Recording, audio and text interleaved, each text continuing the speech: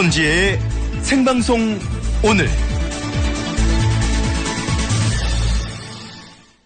네, 생방송 오늘 함께하고 계십니다. 흔히 피부암은 전통적으로 유럽이나 호주권에서 주로 발생하는 것으로 알려져 왔습니다. 하지만 국내에서도 피부암 환자가 지난 5년간 지속적으로 증가하고 있는 것으로 나타났죠. 이 시간엔 평소에 이 피부 관리를 어떻게 해야 좋을지 전문의 의견을 들어보겠습니다. MJ 피부과 김경훈 원장과 전화 연결했습니다. 안녕하십니까? 예, 안녕하십니까? 네. 자, 지난 5년 동안 피부암 환자가 44%가량 증가했다는 보도가 나왔는데요. 예. 이 피부암이라는 게 어떤 병입니까? 피부암은 말 그대로 이제 피부에 생기는 악성 종양, 즉 네. 암을 이제 통틀어서 말하는 거죠. 그래서 네. 일반적으로 암이 종류가 굉장히 많은데 역시 피부에도 이렇게 암이 발생을 할 수가 있습니다. 그래서 제일 흔한 암들이 한 3가지 정도가 있는데요. 뭐 기저세포암, 편평세포암, 뭐 악성 흑색종 같은 것들이 이제 대표적인 피부암들입니다. 이게 그러니까 피부암이니까 쉽게 생각해서 피부에 발생하는 암이다, 종양이다. 그렇죠. 이건 거죠. 예. 그 증상은 어떤 게 있는 거예요? 이게 이제 그 피부암의 종류에 따라 증상이 조금씩 다른데요. 네. 아까 앞서 말씀드린 이제 3가지 암이 제일 흔하다 그랬는데, 네. 그 중에 이제 기저세포암이라는 암이 이제 제일 그나마 피부암 중에 얌전한 암이거든요. 네. 예후가 좋은. 근데 요거는 처음에는 이렇게 갈색의 반점처럼 생겨요. 얼굴에 네. 주로 얼굴에 생기는데, 그리고 이게 시간이 지나다 보면 그 반점의 가운데가 살짝 파여요. 궤양이라 그러죠. 네. 그래서 마치 얼굴에 까만 궤양이 있는 반점처럼 보이는데, 이건 대부분 이제 얼굴에 생기는데 처음에는 이제 검버섯처럼 오해를 하다가 이게 자꾸 궤양이 깊어지니까 이제 뒤늦게 병원에 오셔서 피부암으로 이제 진단을 받는 경우가 있고요. 네. 그 다음에 두 번째로 이제 편평세포암이라는 또 암도 이제 우리 한국 사람들한테서 볼 수 있는데, 네. 이거는 처음에 이제 좀 약간 불그스름하면서 단단한 이렇게 반점 모양으로 생겨요. 네. 그리고 이게 점점 거기서 진물도 나고 궤양도 생기고 역시 하여간 뭔가 딱 보았을 때 좀 지저분한 양상을 보이는 피부 병변인데 네. 이게 뭐 약을 발라도 좋아지지도 않고 오래가고, 그러니까 뭔가 모양이 되게 지저분한 피부병처럼 보이는데 근데 국소적으로요. 네. 근데 이것도 역시 이제 얼굴에 제일 흔하고요. 근데 이제 요거는 손이나 팔에도 생길 수가 있습니다. 네. 그 다음에 이제 제일 문제가 되는 게 악성 흑색종이라는 건데 좀 이름이 좀 무섭죠. 악성 네. 흑색종. 이거는 정말 처음에 발생할 때 그 증상이 그냥 점처럼 보여요. 근데 발생하는 부위가 대부분이 우리 한국 사람들 경우에는 손가락, 발가락 또는 손바닥이나 발바닥에 점 모양으로 생깁니다. 네. 근데 이게 점점 시간이 지나면서 커지고, 그다음에 이 점이 보통은 동그랗잖아요. 네. 근데 이 악성 흑색종은 동그란 게 아니라 삐뚤빼뚤, 딱 반으로 잘라놓으면 대칭적인 게 아니라 서로 모양이 맞지가 않는. 그리고 이제 여기서 크기가 자꾸 커지죠. 네. 그리고 색깔이 막 얼룩덜룩해지고. 네. 그래서 점처럼 보이긴 하는데 점이 좀 크고 한 0.6cm 이상 정도 되고요. 그다음에 네. 색깔도 막 얼룩덜룩하고, 그다음에 모양도 좀 이쁘지가 않고 점이. 그다음에 점이 좀 아프고. 점이 아프다고요? 네, 점이 아픕니다. 이 악성 흑색종 같은 경우에는. 네. 그래서 되게 이제 손이나 발에 손가락, 발가락이나 손바닥, 발바닥에 이런 이제 점이 있다 그러면 반드시 필히 피부과 전문의에게 진찰을 한 번은 받으시는 게 꼭 필요합니다. 그렇군요. 이게 예전에는 이렇게 백인들 보면 피부가 하얘니까 그렇죠. 그 기미 주근깨 많고 그리고 그 사람들한테 피부암이 많고 우리 같이 그냥 좀 놀이끼리 하고 누런 사람들은 좀 덜 한 줄 알았더니 그게 아니네요. 근데 실제로 그 피부암이 이제 발생하는 그 빈도를 보면 네. 인종적인 차이가 큽니다. 지금도. 그래서 네. 백인이 제일 많고요. 그다음에 네. 동양 사람이나 흑인들이 백인에 비해서 상대적으로 발생률이 적은 건 맞고요. 네. 다만 이제 같은 동양 사람이더라도 얼굴이 하얀 사람들 있죠. 피부색이. 네. 그런 분들이 이제 피부암 발병률이 좀 더 높은데, 왜냐하면 이 피부암의 제일 큰 원인 중에 하나가 자외선이거든요. 네. 근데 이 자외선에 대한 이제 어떤 보호작용이 네. 피부가 이제 까맣게 타는 거예요. 근데 피부색이 하얀 사람들이나 백인들 같은 경우에는 이런 작용이 좀 부족하기 때문에 네. 아무래도 이제 자외선에 대한 피부 손상이 자꾸 누적되고 그로 인해서 이제 피부암의 발생 빈도가 더 높은 거죠. 네. 최근 들어서 이제 피부암의 발생 빈도가 우리 한국 사람들도 많이 늘어나긴 했지만 네. 여전히 백인들이 압도적으로 더 많긴 많아요. 피부가 까만 게 항상 원망스러웠는데 이럴 때는 또 약간의 위로가 되기도 합니다. 우리 동양권에서는 이제 좀 희고 네. 뽀얀 피부가 이제 선호되긴 하는데 아, 그럼요? 사실 피부 건강학적인 측면에서 봤을 때는 네. 까무잡잡한 피부가 오히려 더 건강한 피부다 그렇게 말씀드릴 수도 있어요. 그럼 원인은 이제 자외선이 있겠고 원인을 한번 좀 정리를 해 주시죠. 아무래도 앞서 말씀드린 이제 세 가지 피부암 중에 기저세포암이나 편평세포암은 자외선이 제일 큰 원인이고요.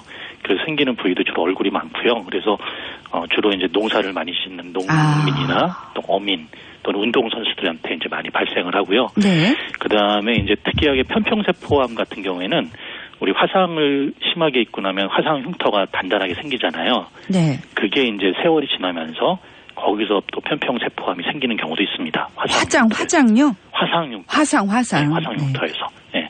그리고 이제 방사선 노출이나 또 탄화수소 같은 이제 특정 화학 물질에 직업적으로 이제 장기간 노출이 될 때도 또 이제 발생을 할 수가 있고요. 그다음에 제일 이제 생명에 지장을 주는 이제 피부암이 악성 흑색종인데 얘는 특이하게 이제 유전적인 성향이 있습니다. 그래서 부모님한테 흑색종이 있다 그러면 그 자녀에게 발생할 확률이 그렇지 않은 집에 비해서 한 8배 정도 높다는 연구 보고도 있고요. 네.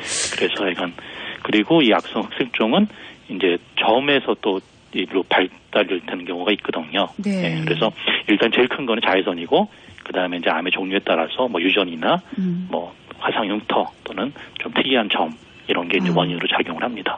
치료는 어떻게 하는 거예요? 대개는 이제 피부암은 제일 원칙적인 게 수술적인 방법이죠. 그래서 기저세포암은 이거는 다행히도 이제 그 전이가 잘 안 되기 때문에 그 수술로 그 부위를 그다음에 주변 부위까지 도려내면 안전하게 잘 치유가 됩니다. 그래서 기저세포암은 굉장히 좀 암이라기 보기에는 그래도 안전한 암이고요. 하지만 이제 편평세포암하고 악성 흑색종은 이건 이제 전이가 될 수가 있거든요. 그래서 뭐 간이라든지 뇌라든지 척수로도 전이가 될 수 있기 때문에 이거는 이제 조기 발견이 늦으면 생명에도 굉장히 사망에 이르게 하는 심각한 암입니다. 그래서 이런 암들은 조금은 경각심을 갖고 봐야겠죠. 특히 이제 시골에서 이제 농사를 짓는 우리 어르신들이 이제 얼굴에 피부에 뭐가 생기면 대수롭게 생각을 그렇죠. 안 하잖아요. 예. 근데 그 중에 이제 피부암으로 발달하는 경우가 많거든요. 네. 그래서 혹시 이제 시골에 부모님이 계시다면 언제 한번 부모님 뵐 때 피부에 이런 뭔가 좀 특이한 병변들이 있으면 이런 검버섯이거니 하고 그냥 지나치지 마시고 피부과에서 한번 진찰을 한번 좀 받게 하시면 좋을 것 같아요. 네. 그렇군요. 이 선크림 얘기를 많이 해요. 피부 자외선 노출 관련해서 얘기를 하는데 진짜로 선크림 바르면은 이런 거 걱정 안 해도 돼요? 물론 뭐 선크림이 100%다 차단을 해줄 수는 없지만 특히 이제 악성 흑색종은 자외선뿐만 아니라 이제 다른 원인이 있기 때문에 그렇지만 그래도 이제 그 제일 흔한 기저세포암이나 편평세포암은 이건 이제 자외선 차단제가 지대한 공헌을 하죠. 그래서 선크림을 이제 매일매일 바르는 습관을 들이는 게 중요하고요. 또 선크림을 매일 바르다 보면 피부 노화도 천천히 오거든요. 그래서 우리가 이제 나이를 먹다 보면 얼굴에 노화가 많이 오지만 엉덩이 피부를 보면 엉덩이 피부는 탄탄하고 깨끗하거든요. 노출이 안 돼서. 평생 엉덩이는 햇빛에 가리고 다니잖아요. 옷으로. 네. 그래서 그렇다고 이제 얼굴에다가도 뭐 뒤집어 쓰고 다닐 수는 없으니까 자외선 차단제를 매일 바르는 습관을 들이시면 피부암 예방 효과뿐만 아니라 그런 피부 미용적인 것에도 큰 도움이 많이 됩니다. 이게 지금 여자들만 해당하는 내용이 아닙니다, 원장님. 그렇죠. 남자들도 마찬가지입니다. 남자분들이 더 크게 해당될 수도 있죠. 아무래도 야외 활동이 훨씬 많다 보니까 여자들에 비해서. 그리고 여자들은 뭐 파운데이션이든 뭐든 이거를 좀 바르니까 그러는데 하긴 남자분들도 요즘 화장하고 다니시는 분들도 계시던데요, 뭐. 그렇죠. 이제 남자분들도 이제 과거에 비해서는 이제 많이 신경들을 많이 쓰는데 그래도 여전히 자외선차단제를 안 바르는 분들이 많죠. 그러니까 갖고 다니시면서 남자분들도 하루에 2번 정도는 바르시는 게 좋겠네요, 그렇죠? 그래서 이제 남자분들은 왜 안 바르냐면 일단 바르면 끈적거리고, 그렇죠. 그다음에 허옇게 되고, 그리고 또 뭐 스킨도 바르고 로션도 바르고 선크림까지 바르려니까 힘들잖아요.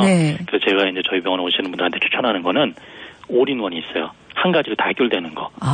끈적거리지도 않고 하얘지지도 않고 그다음에 로션이랑 선크림이랑 혼합이 돼서 네. 그냥 한 가지만 바르면 해결되는 그런 제품들이 많거든요, 요새는. 네. 그래서 그런 거를 구입하셔서 아침에 한번 바르고 그다음에 점심 때 한번 또 바르고 그러면 훌륭하죠. 참 거저되는 게 없습니다. 끝으로 이 여름철 피부 건강을 위해서 좀 좋은 말씀을 좀 해주시죠. 아무래도 이제 반복되는 얘기인데 네. 이제 자외선 차단제를 항상 네. 1년 365일 바르는 습관을 들이는 거를 강력히 추천을 하고요. 네. 그다음에 이제 요새 또 아무래도 이제 야외 활동이 많아지다 보니까 네. 갑자기 이제 햇빛에 노출되다 보니까 일광화상, 자외선에 의한 화상을 많이 입어서 병원에 오시거든요. 근데 애들이 특히 취약하거든요. 네. 그래서 애들한테도 꼭 지금부터는 열심히 자외선 차단제를 좀 같이 발라주시고요. 어린이도요. 그렇죠. 어린이들도. 네. 그다음에 이제 아무래도 또 산행이 네. 많다 보니까 네. 이제 각종 뭐 식물이나 벌레 물리고 접촉돼서 네. 이제 막 피부염이 많이 증가하는데요. 네. 이게 특징이 되게 가렵거든요. 그렇죠. 가렵다 보니까 이제 대책 없이 막 긁어서 네. 이제 손톱이 올라서 흔히 얘기하는 세균 감염이 돼서 또 고생을 하고 막 입원까지 하는 경우도 있기 때문에 네. 그런 산에 갔다 와서 피부가 가렵다고 막 마구 긁지 마시고 네. 가까운 피부과에서 치료를 좀 받는 것이 좋을 것 같습니다. 소독약 바르면 안 될까요? 소독약이요. 네. 이제 가려운 거를 해결해 주는 데는 소독약이 좀 부족하죠. 그 왜 이제 수영장 같은 데 가면 이게 막 피부 벗겨지면 네. 그러면 이렇게 벗기거든요. 네. 벗기지 말고 병원 가야 돼요?